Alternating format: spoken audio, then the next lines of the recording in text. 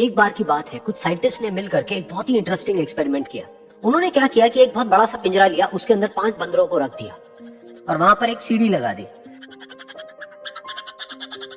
उस सीढ़ी के टॉप पर कुछ केले रख दी।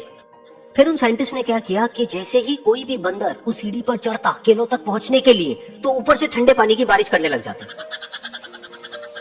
तो जैसे ही वो ठंडा पानी गिरता उस बंदर के ऊपर जो कि सीढ़ी पर चढ़ रहा था, वो फटाफट से नीचे आता तो पानी बंद हो जाता।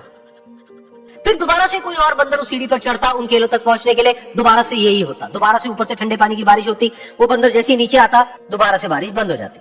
तो बंदरों ने इसका मतलब ये निकाला कि जैसे ही कोई भी सीढ़ी पर चढ़ता है तो ऊपर से ठंडा पानी गिरता है।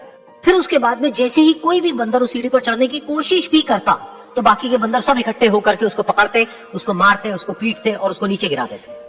फिर दोबारा कोई कोशिश करता, दोबारा उसके साथ भी ऐसा ही होता।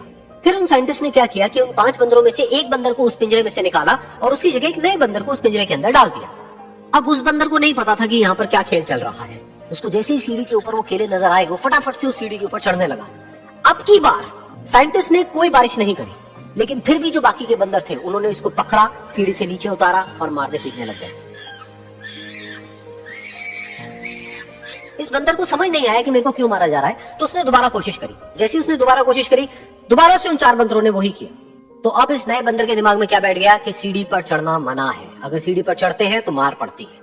वो सीढ़ी पर चढ़ना क्यों मना है और क्यों मार पड़ती है वो उसको नहीं पता था, बट उसके दिमाग में ये बैठ गया कि इस सीढ़ी पर नहीं चढ़ना है, ना किसी को चढ़ने देना है। फिर दोबारा से उन साइंटिस्ट ने क्या किया कि जो पुराने 4 बंदर थे उसमें से एक बंदर को निकाला और एक नए बंदर को उसी जगह पर डाल दिया।